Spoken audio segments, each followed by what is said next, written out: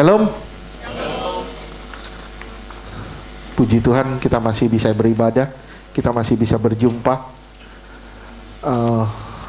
Satu perkara yang luar biasa, kalau kita semua dalam keadaan sehat, kita semua dijaga dan dirawat oleh Tuhan, kita semua masuk dalam perlindungan Tuhan.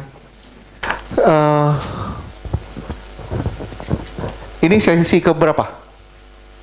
5. Saya mau move on, saya mau maju, tapi kayaknya Tuhan suruh saya kembali ke sini lagi. Tuhan suruh saya kembali ke sini. Saya rasa kutuk, saya nggak usah bahas lagi. Saya rasa kutuk nggak usah bahas lagi. Tapi yang saya minta satu, hati-hati dalam berucap. Hati-hati dalam berucap, karena apa yang kamu ucapkan itu harus dipertanggungjawabkan. Hati-hati, jangan asal ngomong. Jangan asal ngomong. Warisan, celah roh jahat yang kedua, warisan saya nggak usah jelasin lagi. Kalau jelasin kita nggak move on.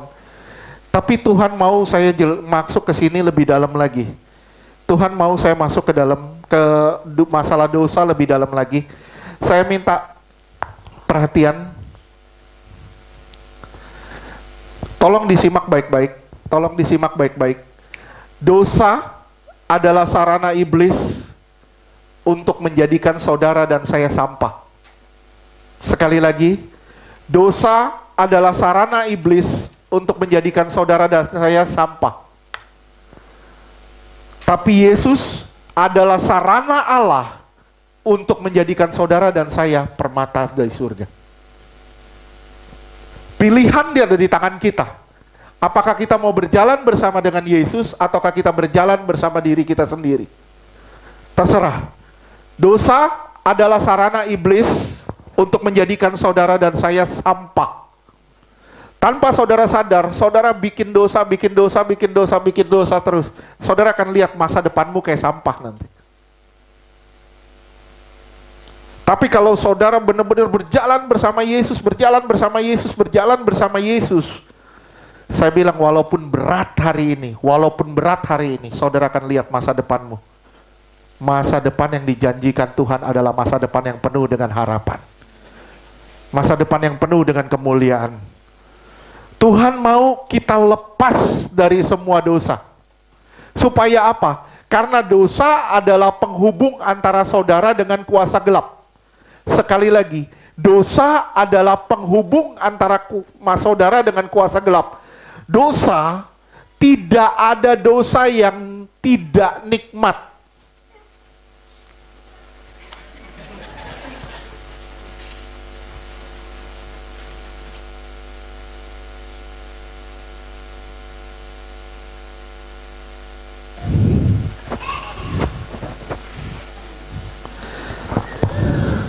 Ada lagi? Fran mau sekolah minggu?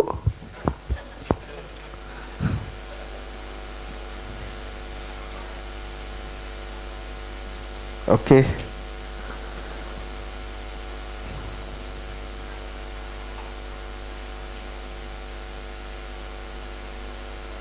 Sorry, minta waktu. Kita lanjutkan. Tidak ada dosa yang tidak nikmat. Semua dosa itu membawa kenikmatan buat daging kita. Tapi sadarkah saudara, dosa itu berujung pada kematian kekal. Tidak ada dosa yang akan membawa saudara pada kemuliaan. Tidak pernah akan ada. Dosa tidak pernah menggiring saudara pada kemuliaan. Justru dosa akan membuat saudara mati. Oleh sebab itu, Tuhan mati bagi kita.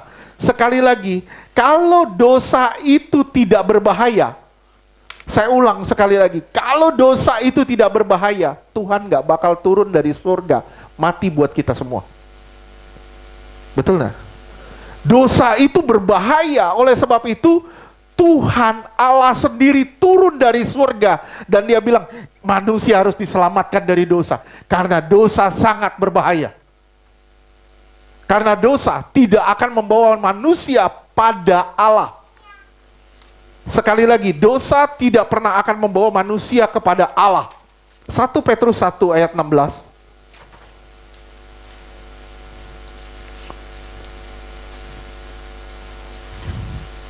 Tadi saya mau berharap kita bisa masuk ke penyangkalan Nasar. Nanti lihat kita berusaha masuk sampai mana. Saya nggak tahu. Makanya kemarin ada beberapa orang bahkan dari yang nonton YouTube dari online sampai bilang, biarin Pak, terusin aja. Berapa seri pun nggak apa-apa. 10 seri juga, 10 seri ke atas juga nggak apa-apa. Yang penting kita ngerti cara kerja roh jahat. Yang penting saudara ngerti cara kerja roh jahat dan saudara harus berhati-hati dengan tipu daya iblis. Itu bahaya luar biasa. 1 Petrus 1 ayat 16. 1 Petrus 1 ayat 16. Sebab ada tertulis, kuduslah sebab aku kudus. Kamu harus kudus karena aku kudus, kata Tuhan. Kamu nggak akan bisa berjumpa dengan aku karena kamu nggak kudus. Kamu nggak akan bisa berjumpa dengan aku karena aku kudus. Kamu harus jadi kudus karena aku kudus. Oke? Jadi syarat saudara berjumpa dengan Allah adalah kekudusan. Gimana caranya saudara bisa menjadi kudus? Saudara harus lepas dari dosa. Gimana caranya kita lepas dari dosa? Gimana caranya? Saudara harus menyatu dengan satu pribadi yang sudah menang dari dosa. Sekali lagi, saudara harus menyatu dengan satu pribadi yang sudah menang dari dosa. Ibrani 4 ayat 15. Ibrani 4 ayat 15. Ibrani 4 ayat 15. Sebab imam besar yang kita punya bukanlah imam besar yang tidak dapat turut merasakan kelemahan-kelemahan kita. Dia bisa merasakan, saudara lemah. Tapi maaf ya, jangan memakai kelemahanmu sebagai syarat kalau saudara itu boleh berbuat dosa. Kita merasa lemah, akhirnya kita bilang, ini legal, dosa itu legal. Saya bilang, sampai kapanpun dosa tidak legal. Kalau dosa itu legal, dosa bisa masuk ke surga.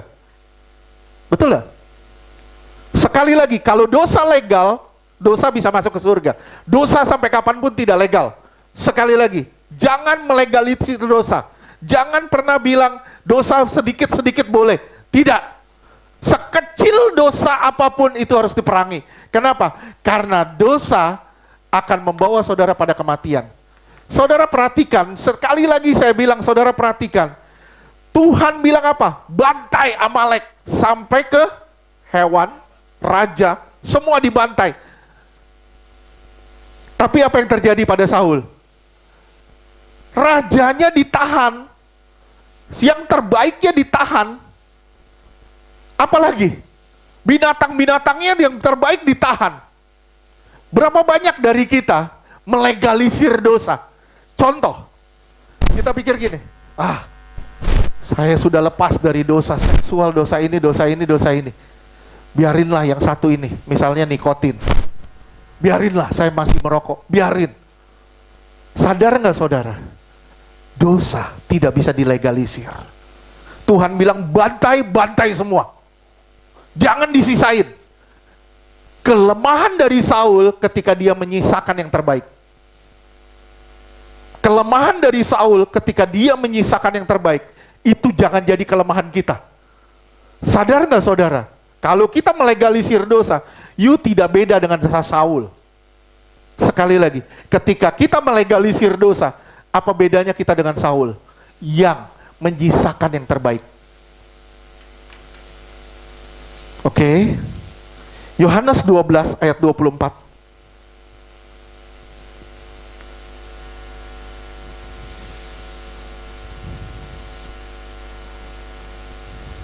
Yohanes 12 ayat 24.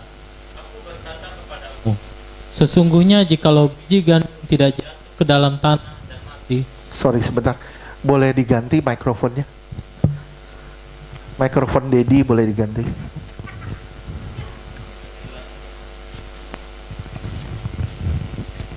Kasihan Dedi kersek-kersek. Yohanes 12 ayat 24. Oh, bagus. Aku berkata kepadamu, Sesungguhnya jikalau biji gandum tidak jatuh ke dalam tanah dan mati, ia tetap satu biji saja. Kalau Yesus tidak mati, dia tetap satu. Terus? Tetapi jika ia mati, ia akan menghasilkan banyak buah. Karena dia mati, dia bisa ada di dalam saudara, bisa ada di dalam saya. Oke? Kalau dia ada di dalam saudara, ada di dalam saya, sejauh mana kita menyatu dengan dia?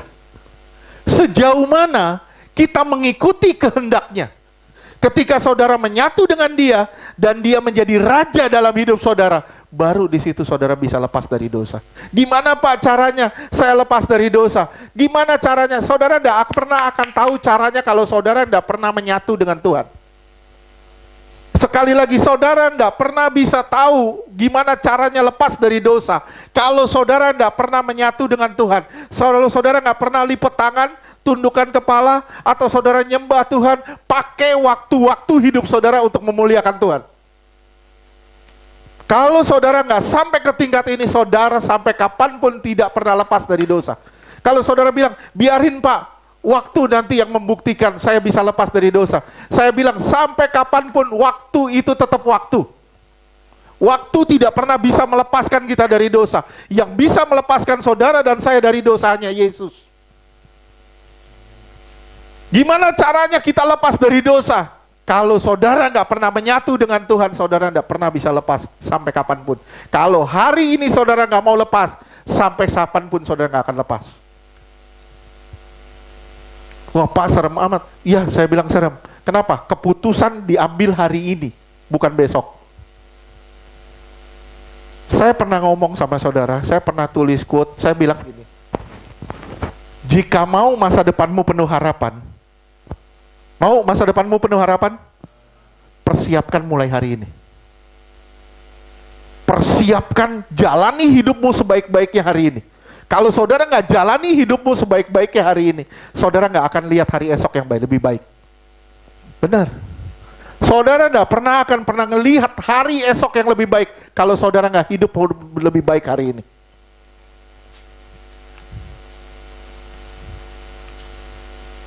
Kalau ikut Tuhan, nggak all out. Sorry, maaf. Tuhan bilang, you nggak bisa pikul salib dengan cara diseret. Ngerti dah? Pakai roda di belakangnya. Jadi kita enteng. Kita nggak bisa mikul salib dengan cara itu. Tuhan mau kita mikul salib dengan cara Dia.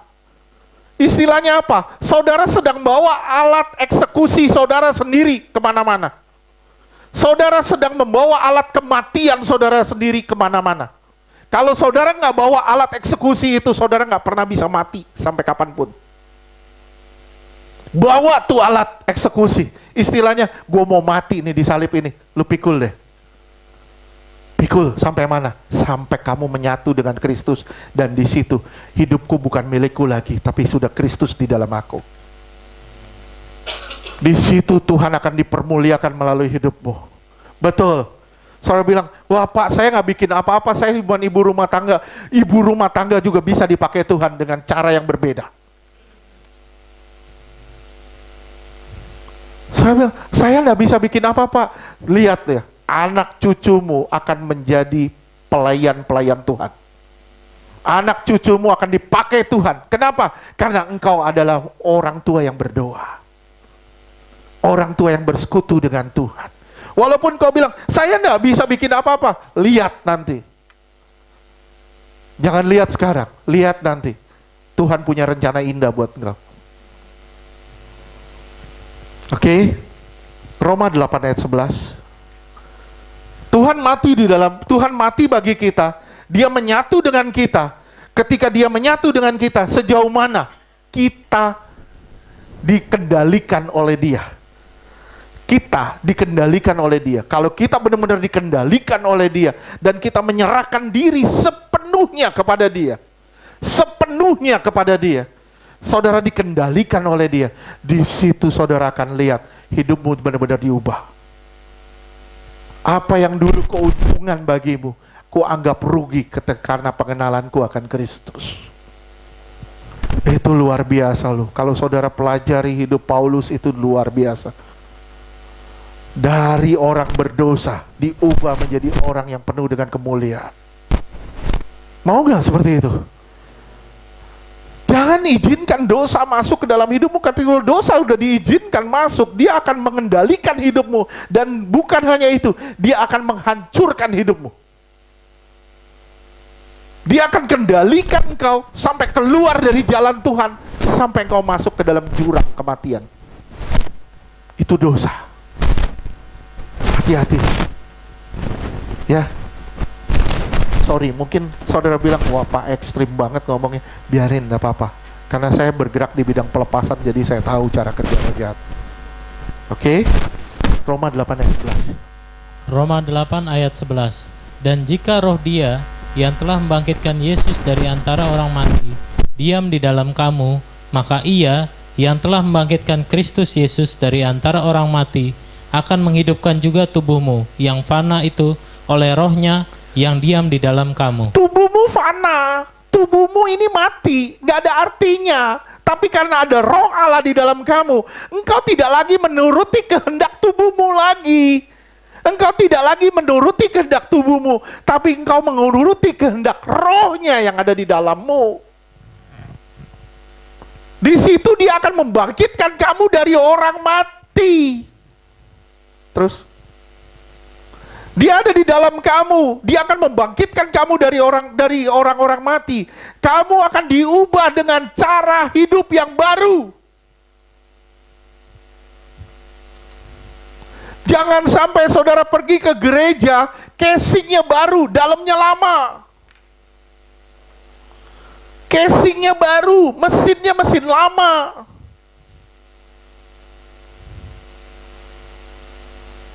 Itu nggak orisinil. Bukan Kristen yang asli. Kristen yang asli, luar baru, dalam baru.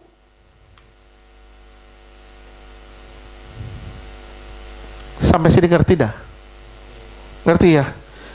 Tuhan rindu saudara benar-benar lepas dari dosa. Kenapa? Karena ini celah roh-roh jahat.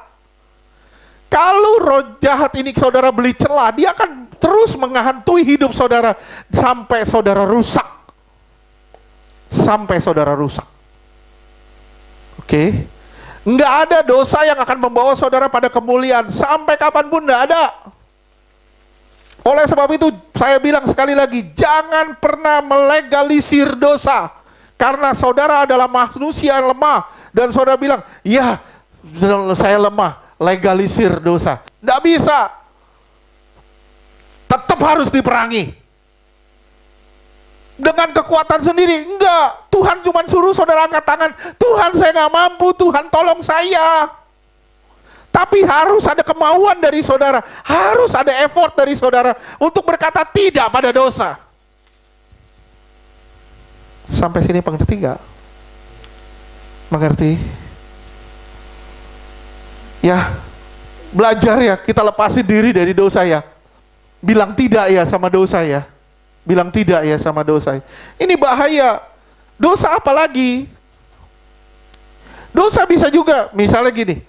Seorang anak tidak menghormati orang tua, itu dosa.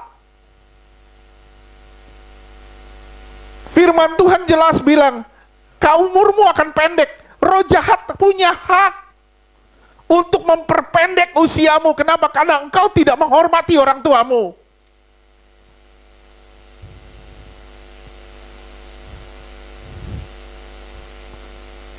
Saudara-saudara kita semua yang anak-anak, kita semua pasti punya orang tua. Siapa di sini nggak punya orang tua? Udah meninggal Pak. Tapi saudara pernah lahir kan? Saudara punya orang tua kan? Kalau kita nggak pernah menghormati orang tua kita, saya bilang sama saudara, nanti saudara punya anak, saudara juga tidak dihormati. Kalau saudara menghormati orang tua saudara, saudara akan lihat anak cucumu akan menghormati orang tuanya.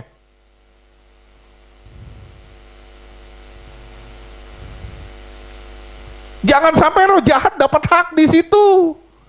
Tapi ada take and give-nya, ada take and give-nya. Orang tua juga harus mengasihi anak. Jangan membangkitkan amarah, jangan membangkitkan dosa pada anak. Jangan membuat, maaf saya bilang, luka-luka batin pada anak. Saya ketemu anak-anak yang sampai, anak-anak yang sampai jadi homoseks, jadi lesbi. Kenapa? Karena kehilangan figur orang tua. Orang tua bilang, saya mengasihi dia. Mengasihi bukan dengan materi. Mengasihi dengan materi, itu cara kerja roh jahat. Cara kerja roh jahat. Apa yang lo mau? Gua kasih. Nggak bisa. Saudara nggak bisa mengasihi anak dengan materi. Nggak bisa. Tapi saudara mengasihi anak dengan didikan yang benar. Dengan kebenaran di dalam Tuhan. Ada take and give. Anak menghormati orang tua juga menghormati anak. Kalau enggak itu celah, itu jadi dosa, bahaya. Ada yang sadar nggak suara saya sudah berubah?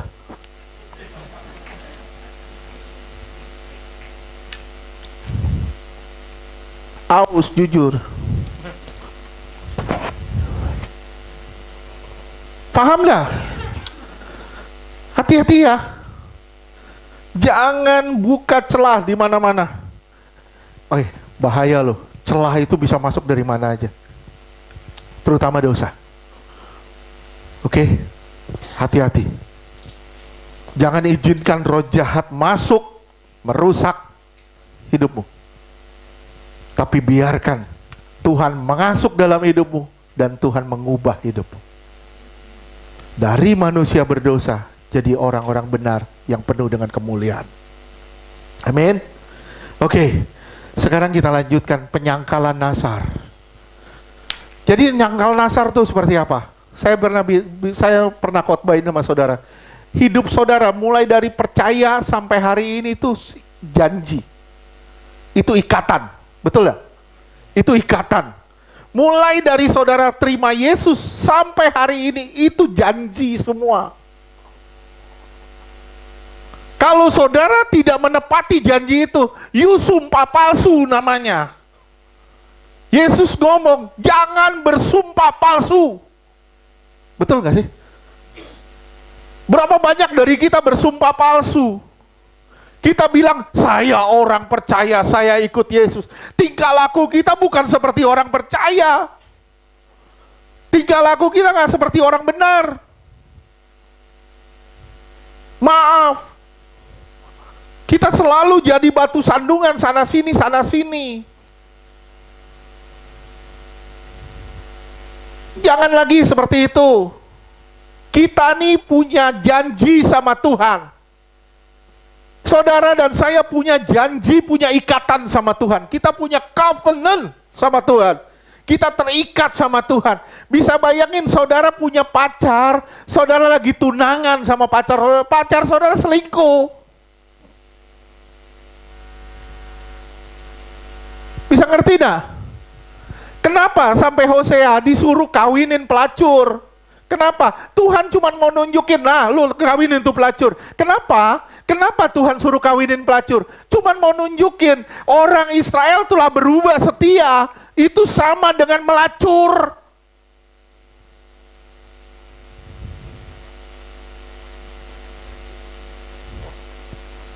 Nasar itu seperti gini nih. Saudara punya wadah nih, Saudara isi apa? Saudara isi dengan janji-janji saudara sama Tuhan. Saudara penuhi ini akan jadi berkat, akan jadi kemuliaan bagi Tuhan. Tapi kalau saudara tidak isi ini, roh jahat yang akan isi. Roh jahat yang akan isi. Ketika roh jahat yang isi, hidupmu hancur, gitu aja.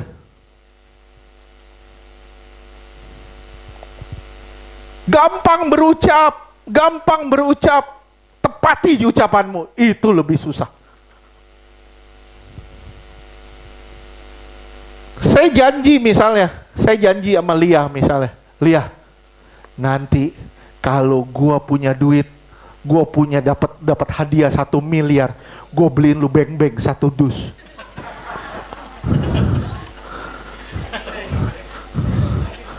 Gue beliin lu beng-beng 1 dus.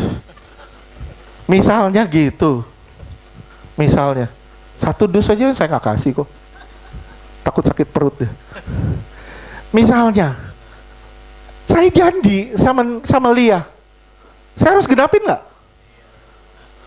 Harus dan tidak selalu. Tapi kalau saya bilang, Lia, saya janji kalau gue dapat ini, gue akan dukung pelayanan lo. Saya harus genapin nggak? Itu harus, itu wajib. Kalau saudara nggak genapin gimana?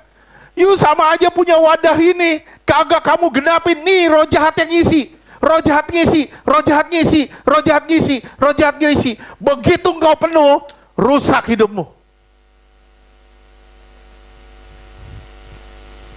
Berapa banyak orang Kristen gampang berjanji tanpa dia sadar. Saya pernah ngomong sama saudara, Tuhan yang ngomong.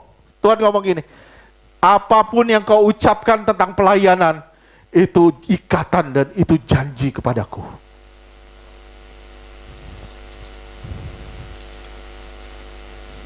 Sekali lagi, bilang apapun yang kau ucapkan untuk pelayanan, itu mengikat dan janji kepadaku.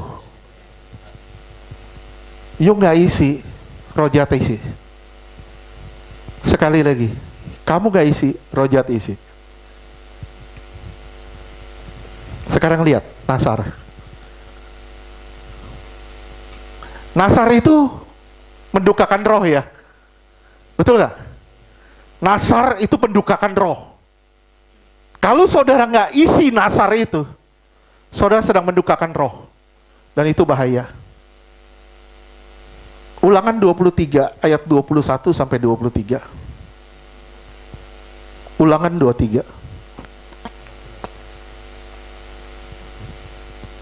Ulangan 23 ayat 21. Apabila engkau bernasar kepada Tuhan Allahmu, janganlah engkau menunda-nunda memenuhinya. Jangan tunda. Sebab tentulah Tuhan Allahmu akan menuntutnya daripadamu. Engkau akan dituntut. Engkau akan dituntut. Firman Tuhan bilang, waduh celakalah kita ketika kita jatuh ke tangan Allah yang hidup. Betul nggak? Ada nggak firman gitu? Coba cari di mana. Celaka kita kalau kita jatuh ke tangan Allah yang hidup.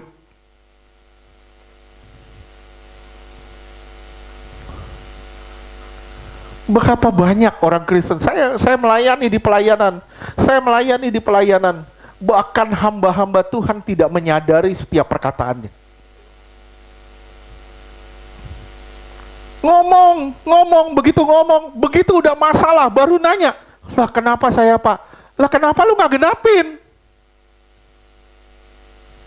Kenapa kamu gak genapin? Kalau kamu gak genapin, roh jahat hancurin hidup kamu. Kamu genapin apa yang Tuhan ngomong, yang kamu ngomong itu. Kenapa? Karena Tuhan akan menuntutnya daripadamu. Sehingga hal itu menjadi dosa bagimu.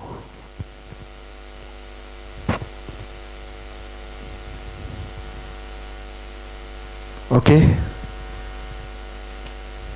Ya, terus ayat 2. Ulangan 23 ayat 22. Tetapi apabila engkau tidak bernasar, maka hal itu bukan menjadi dosa bagimu. Kalau engkau nggak ngomong, nggak dosa. Tapi karena kamu ngomong, itu dosa.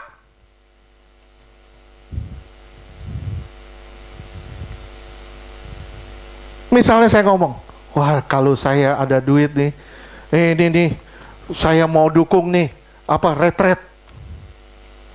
Saudara diberkati. Saudara nggak bikin. 2 tahun kemudian, 3 tahun kemudian, you bermasalah. Salah siapa? Salah sendiri. Kenapa? Karena kita tidak menepati janji kita. Tuhan jahat, Tuhan gak jahat. Kita yang jahat. Kenapa? Kita janji sama Tuhan, kita gak isi. Kita janji sama Tuhan, kita nggak isi. Roh jahat yang isi. Tuhan jahat? Enggak, roh jahat yang jahat. Dan kita wadahnya.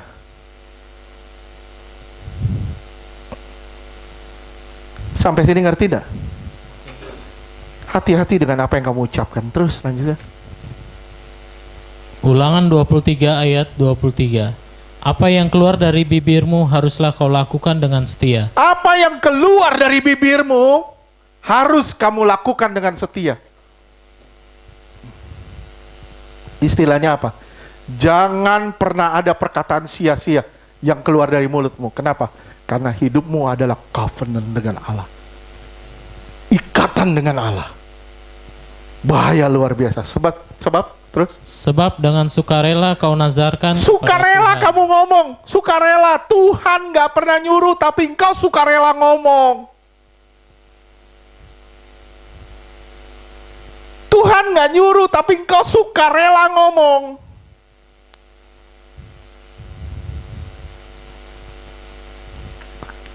Sukarela itu dua suku kata, suka dan rela. Kamu suka ngomong, tapi kamu gak pernah rela. Itu namanya bukan sukarela, suka-suka. Betul gak sih?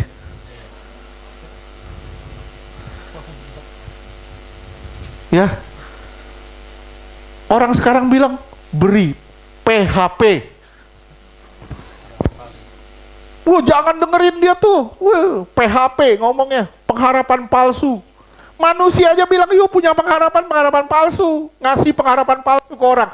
Nah, yuk berhadapan dengan Allah yang hidup. Waduh, lebih bahaya. Terus di situ dibilang, dengan sukarela kau nasarkan kepada Tuhan Allahmu.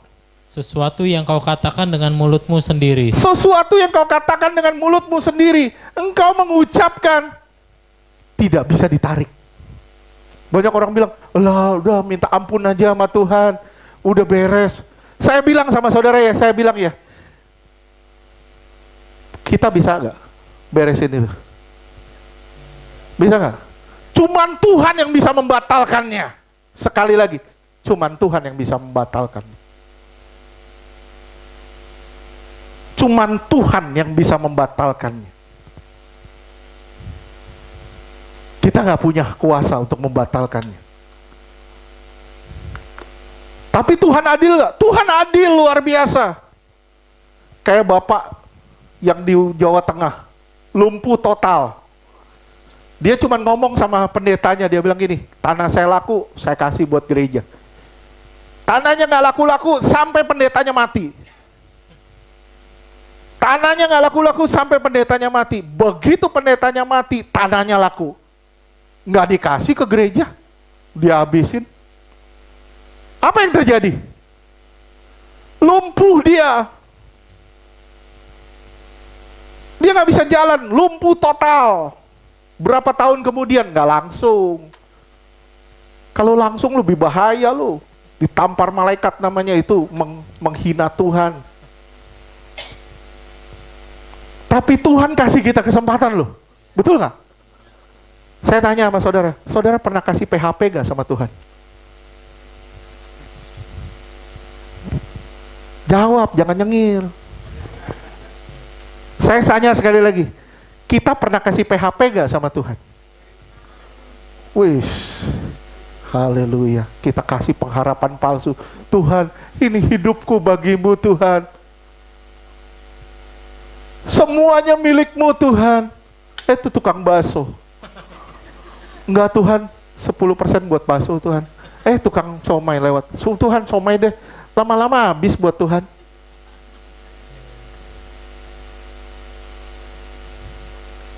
Kita gak menyisakan apa-apa lagi. Kenapa? Karena kita egois. Jujur kita egois. Kita memberi pengharapan palsu sama Tuhan. Itu penyangkalan nasar. Bahaya luar biasa. Amsal 20 ayat 25.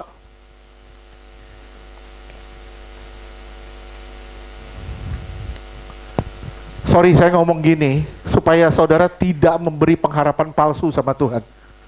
Apa yang kau ucapkan, tepati. You nggak tepati, you tanpa you sadar, you sedang memberi hak pada roh jahat, isi tuh hidup you, hancurin. Nyalain Tuhan di kemudian hari, nggak bisa, kita yang sendiri yang buat kok. Sampai sini ngerti dah? Tepatin ya, terus? Amsal 20 ayat 25. Suatu jerat bagi manusia ialah kalau ia tanpa berpikir mengatakan kudus, dan baru menimbang-nimbang sesudah bernasar. Iya, gampang ngomong, tapi nggak pernah bisa melakukan. Bisa batalin nggak? Bisa batalin nggak? Nggak bisa, Tuhan yang bisa batalin. Salah satu bentuk nasar apa? Perkawinan. Perkawinan. Oke? Berdua. Jangan deh. Ini aja. Jangan, Dedi nggak ada pasangannya di sebelah. Suami istri. Bernasar, pegangan tangan. Saya akan setia kepadamu seumur hidup saya. Di tengah jalan, berbelok, cuk, ngelihat cewek, belok. Itu ngelanggar. Paham nggak? Ya. Suami istri berjalan. Istri bilang, saya mau tunduk pada suami. Saya mau tunduk pada suami. Begitu udah kawin, ditanduk suaminya. Suaminya ditanduk, lu nunduk sama gua, lu nunduk sama gua, lu nunduk sama gua, lu nunduk sama gua. Gak bisa. Sampai kapanpun istri harus tunduk pada suami. Amin. Suami, kalau istri menjadi kepala, rumah tangganya pincang pasti. Rumah tangganya tidak pernah akan diberkati. Kalau suami jadi penopang, waduh, itu rumah tangga yang sungsang. Saya bilang rumah tangga yang sungsang. Nggak bisa. Istri sampai kapanpun harus tunduk pada suami. Tunduknya seperti apa, Pak? Tunduknya seperti apa? Kalau saudara mau tahu tunduknya seperti apa? Seperti Sarah sama Abraham. Sarah nggak memanggil Abraham itu yang honey, daddy. Enggak, Sarah nggak manggil Abraham itu yang honey. Enggak, upah, enggak. Sarah manggil Abraham apa? Tuan, Lord.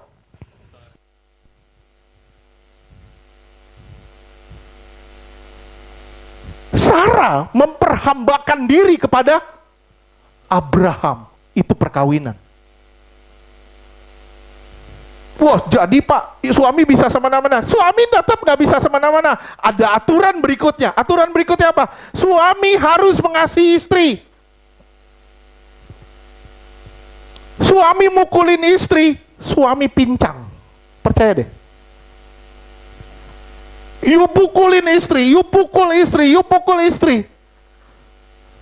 Jangan kaget, nanti stroke.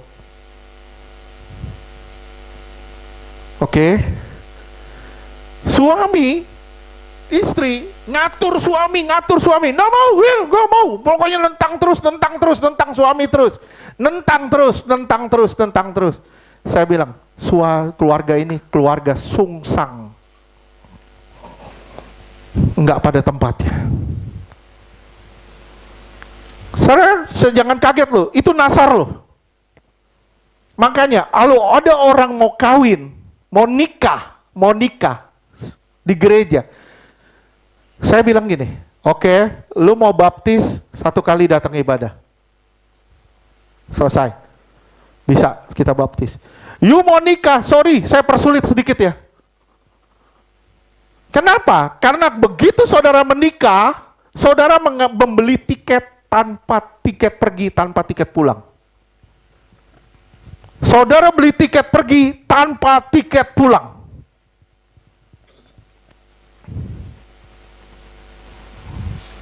Saudara nasar loh itu di mimbar, nasar loh. saya mau mengasihimu, saya mau hidup bersamamu dalam suka dan duka. Begitu suka, ya suka-suka. Begitu duka, sorry, gua gak mau ikutin duka lo.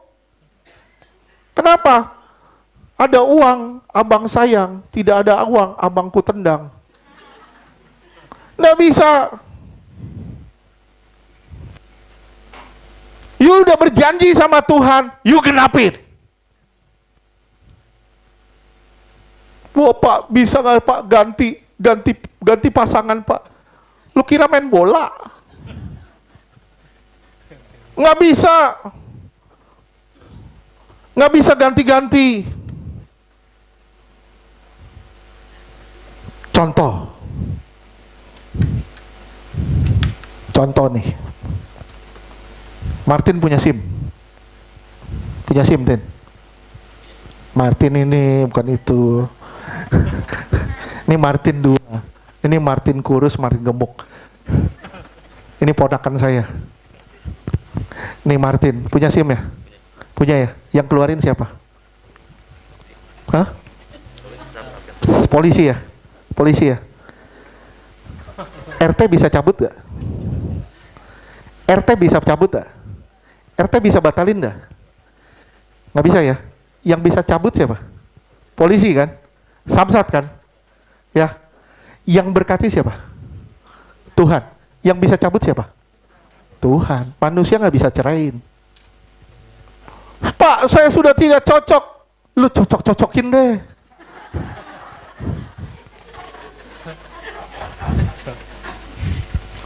Kenapa? Lu udah nasar. Ketika masih ganteng, lihat nih pasangan gue. Ketika perutnya udah buncit, lu jalan duluan. Lu jalan duluan. Gue belakangan. Waktu istri, wah masih muda. Wah kita jaga gini. Begitu udah tua, udah kayak Doraemon. Lu pergi deh pakai balik-balik bambu.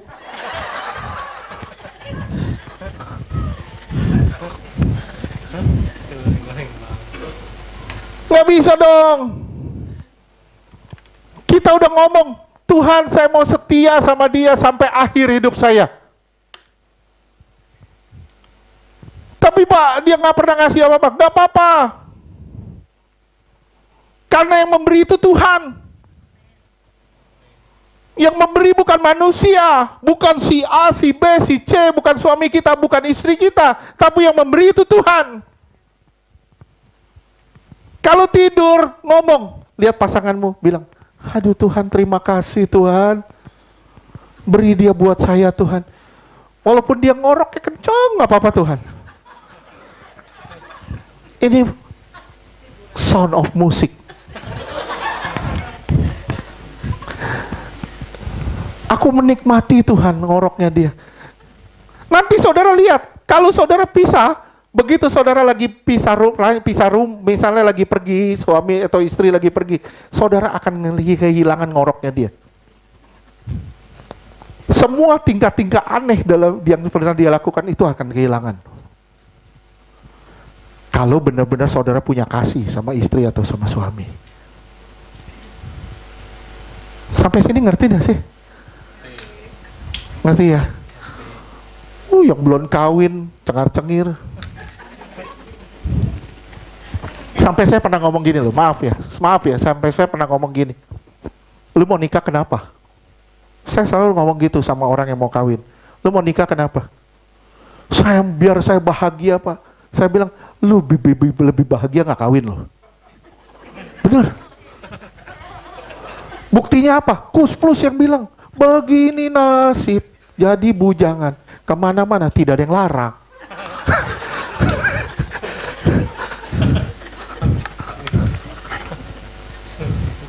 Bener, lebih kalau mau nikmatin daging, jangan kawin. Lu ego. Begitu kamu mau kawin, saya bilang, begitu you ambil keputusan mau kawin, berarti you punya punya niat untuk menyenangkan pasangan hidup kamu. Sekali lagi, kenapa kamu nikah? Karena saya mau menyenangkan pasangan hidup saya. Lu pegang lu sampai mati lu. Saya selalu ngomong gitu, pegang tuh sampai mati. You mau senangin pasangan hidup you sampai mati. Kalau saudara sudah sampai ke tingkat ini, suamimu mau nggak mandi 1 minggu pun kau akan terima. Waduh Tuhan, terima kasih Tuhan. Ini tukang sampah nggak pergi-pergi Tuhan.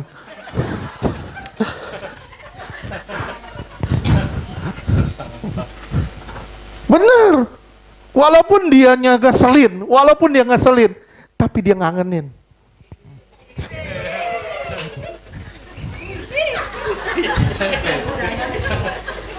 Tawan tuh waktunya kawin.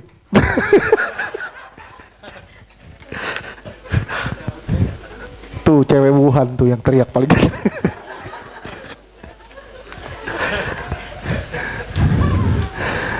Ngerti ya? Ini hati-hati loh. Ucapin, genapin. You nggak genapin, roh jahat isi. Kalau roh jahat udah isi terus, rusak hidupmu. Benar. Rusak. Suami kasih istri, suami nggak mengasihi istri, nggak ada berkat. Istri tunduk pada suami, istri nanduk suami. Kepala pusing terus. Bener, suami kan kepala, istri nanduk terus, suami begini terus. Kayak Aristoteles. Nggak bisa gitu. Belajar. Gimana Pak caranya saya bisa mengasihi istri saya? Saya bilang sama saudara, kalau saudara mau mengasihi Tuhan, saudara tahu caranya untuk mengasihi istri saudara atau suami saudara. Walaupun dia nggak mandi 1 minggu. Betul. Kalau saudara tahu gimana caranya saudara dekat sama Tuhan dan mengasihi Tuhan, saudara akan tahu caranya, gimana caranya saudara mengasihi orang yang mengesalkan saudara.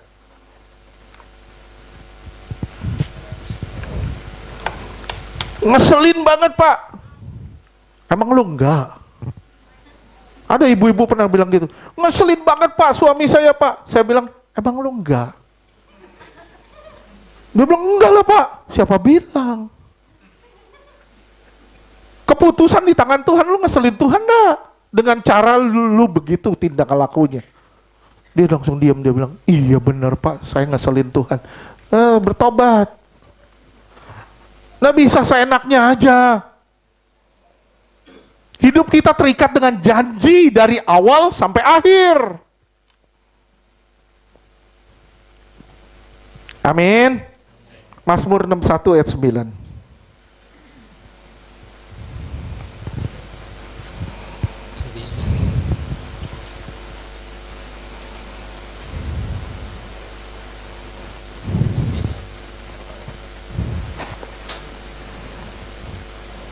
Ayat 9.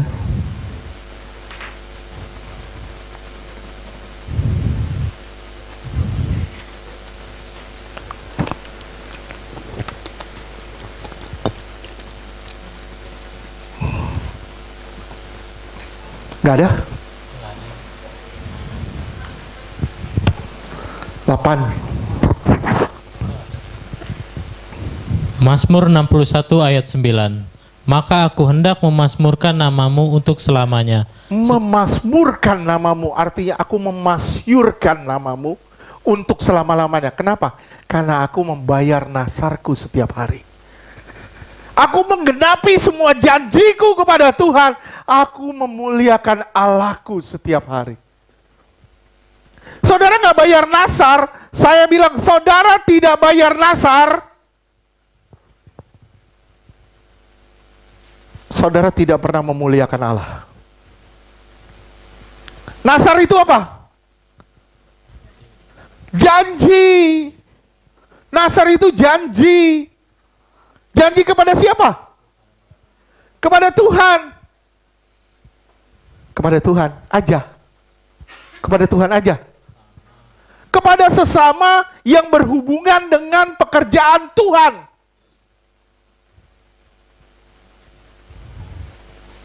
Sekali lagi saya ulang. Segala sesuatu yang dijanjikan untuk pekerjaan Tuhan, di hadapan Tuhan, atau di hadapan hamba Tuhan, demi pekerjaan Tuhan, itu nasar.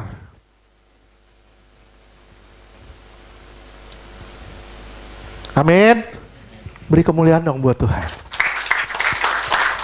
Saya rindu ya, istri sama suami nanti pegangan tangan. Keluar pegangan tangan, walaupun pintu terbuka cuma satu, nggak apa-apa, dempet-dempetan. Walaupun orang suruh jaga jarak, tapi tidak boleh ada jarak di antara suami dan istri. Amin. Wih, ada yang tepuk tangan tuh. Tidak boleh ada jarak antara suami dan istri. Kenapa? Walaupun perut memisahkan kita. Dulu saya langsing loh. Sekarang jadi begini, perut memisahkan perut, jadi jauh. Tapi tetap ikatan batin itu nggak bisa lepas. Amin. Sama kayak kita sama Tuhan. Kita membutuhkan Tuhan. Tuhan butuh kita nggak? Tuhan juga mau kita loh. Tuhan juga mau kita juga mau Tuhan. Kalau tidak salah, tadi Tuhan bilang gini. Kalau tidak salah, tadi Tuhan bilang gini. Masuk ke dalam mahligaiku, betul nggak?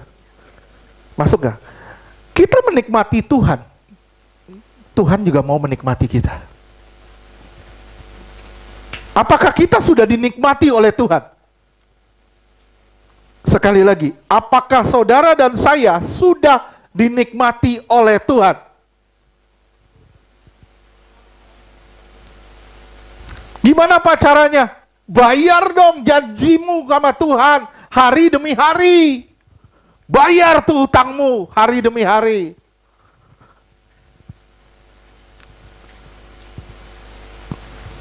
Hidupmu adalah janji. Hati-hati saudara, hidupmu adalah janji. Dan kau terikat dengan hidup ini, dengan janjimu kepada Tuhan selama engkau hidup. Jangan main-main. Jangan main-main. Oke? Kalau saudara nggak genapin nih nasar, saudara sedang mengizinkan roh jahat isi hidupmu. Oke? Sampai sini paham? Ya. Makanya kami di Iktus tidak pernah mendorong orang untuk mengucapkan janji iman. Pernah nggak saya suruh saudara bikin janji iman? Untuk apapun. Kenapa? Karena Tuhan datang untuk melepaskan, bukan mengikat. Faham sampai sini? Faham ya? Itu bukan paksaan. Tapi kalau saudara sudah berjanji, you harus genapin. Gak bisa enggak. Gak bisa enggak. Harus digenapin. Kalau gak genapin gimana? Ya kita dalam bahaya besar. Oke. Banyak lagi. Nasar ini banyak. Janji ini banyak. Kadang kita ngomong, Tuhan, saya mau hidup benar Tuhan. Hari ini Tuhan. Jatuh lagi. Kita tergoda lagi. Tuhan, saya mau bebas Tuhan dari ini. Tuhan, hari ini saya janji Tuhan. Saya tidak mau pegang ini. Tuhan, saya janji hari ini tidak mau pegang HP Tuhan. Kenapa? Karena saya sudah terikat. Pegang lagi. Tuhan, tolong saya Tuhan. Jangan pernah berjanji, tapi bilang gini, Tuhan tolong saya Tuhan, saya mau lepas dari ikatan. Saya mau lepas dari ikatan Tuhan. Mampukan saya Tuhan. Mampukan saya. Saudara tidak pernah bisa menghargai pasangan saudara. Sekali lagi, saudara tidak pernah bisa menghargai pasangan-pasangan saudara kalau saudara tidak pernah menghargai Tuhan. Saudara harus menghargai Tuhan dulu, baru saudara tahu caranya menghargai pasangan saudara.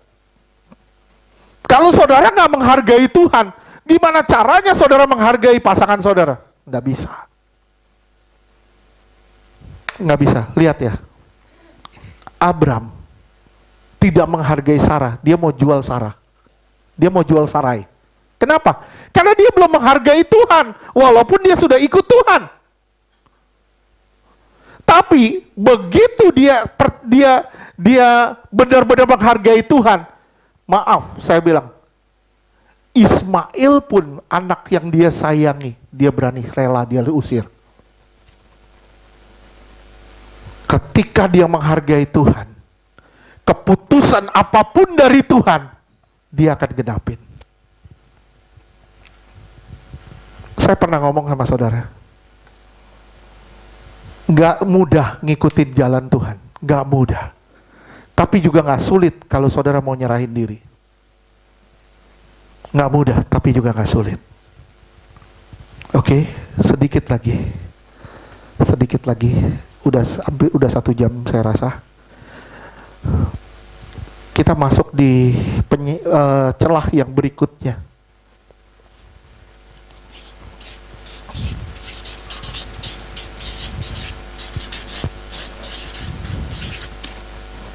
Transfer media.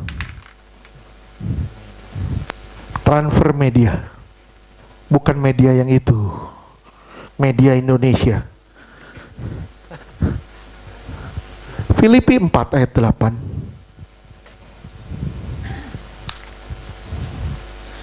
Filipi 4 ayat 8. Jadi akhirnya saudara-saudara, semua yang benar, semua yang mulia, semua yang adil, semua yang suci, semua yang manis, semua yang sedap didengar, semua yang disebut kebajikan dan patut dipuji, pikirkanlah semuanya itu. Pikirin semuanya itu.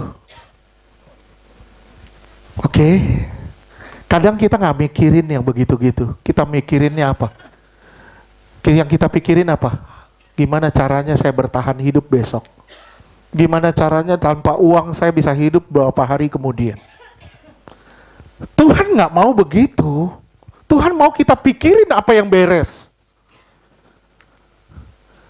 Ini bahaya, saudara. Saudara nonton TV, saudara akan diliputi oleh berbagai ketakutan di situ. Kenapa? Karena saudara akan ngelihat semua serba nggak beres.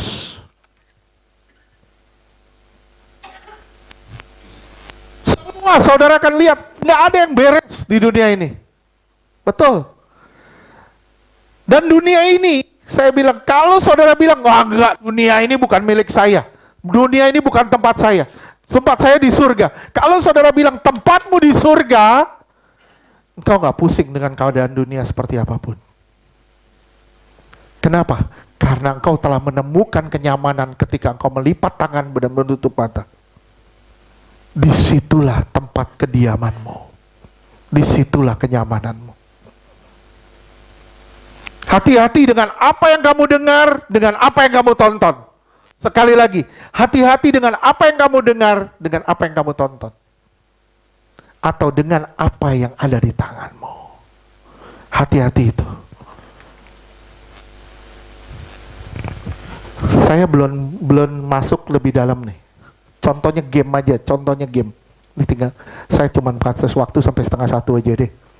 Karena kalau saya itu nanti bahasnya melar. Contohnya game aja.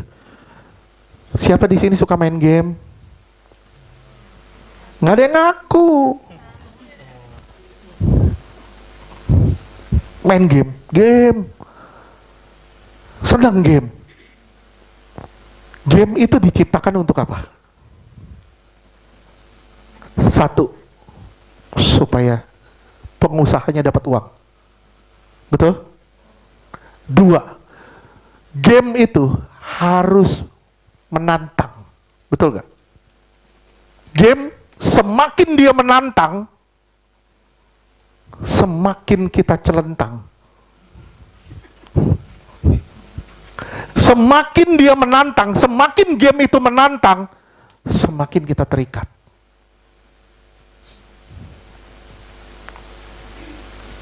Game itu dipakai kuasa gelap. Game dipakai kuasa gelap dengan warna, dengan teknik permainan, dengan segala macam yang ada di game itu. Supaya apa? Supaya mengikat dan menghabiskan waktumu.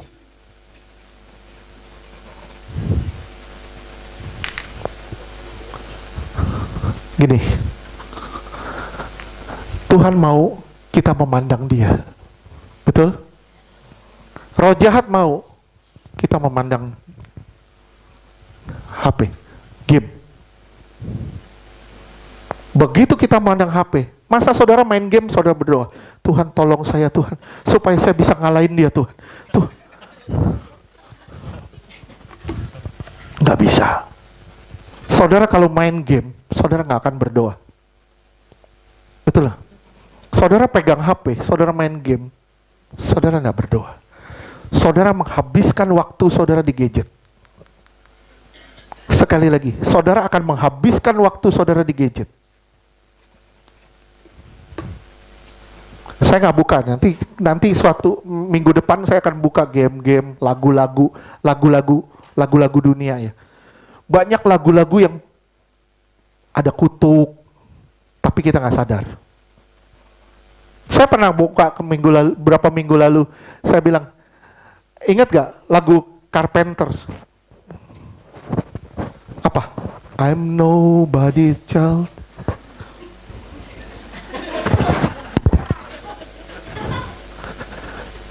Ingat kan? Saya pernah ngomong gitu kan?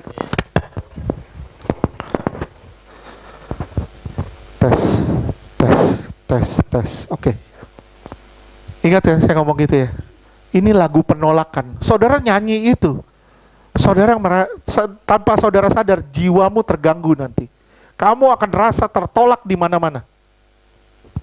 Kenapa? Karena roh penolakan itu sudah masuk lewat lagu itu. Banyak lagu-lagu yang diilhami oleh kuasa kegelapan. Lagu-lagu dunia, saya bilang, hampir 90%. 90%, maybe lebih, kemungkinan lebih. Makanya saya tidak menganjurkan saudara nyanyi lagu dunia.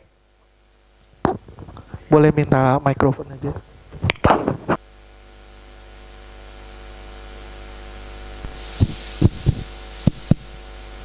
Tes. Tes.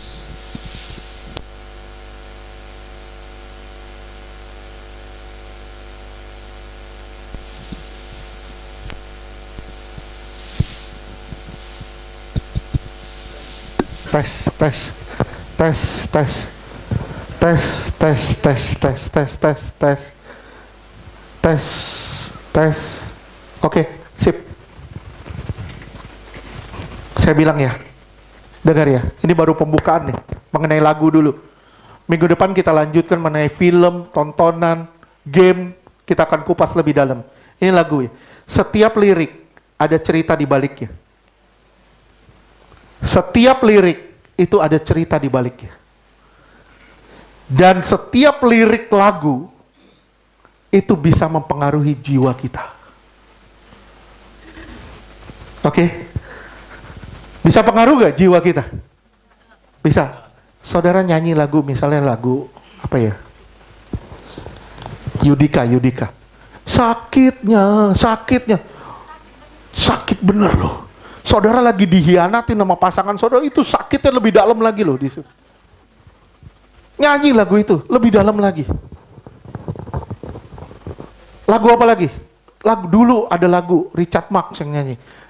Wherever you go, whatever you do, I will be right here waiting for you. Betul lah, ada lagu gitu. Itu lagu lagi nunggu bus. Pokoknya apapun yang terjadi, gua tunggu lu. Itu lagu melo. Saudara nyanyi lagu melo, jiwamu melo nanti. Benar. Saudara nonton Korea. Saya ngomong sama saudara, jujur. Jiwamu terpengaruh gak? Terpengaruh. Dulu saya senang laki-laki Jawa. Begitu nonton Korea, saya senang yang sipit-sipit. Ntar nonton film India, saya senang yang begini-gini. Saya bilang, maaf ya, saya bilang ya. Dulu zamannya FC, wah, itu orang Cina laku banget loh.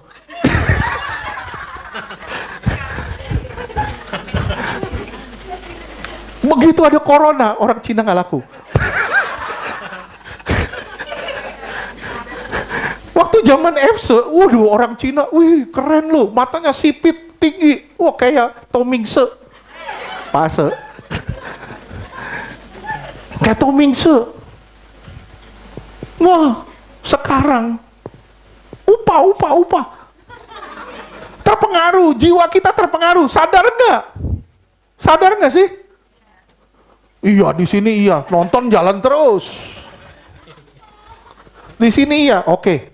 Amin, minggu depan deh. Ya, minggu depan, to be continue.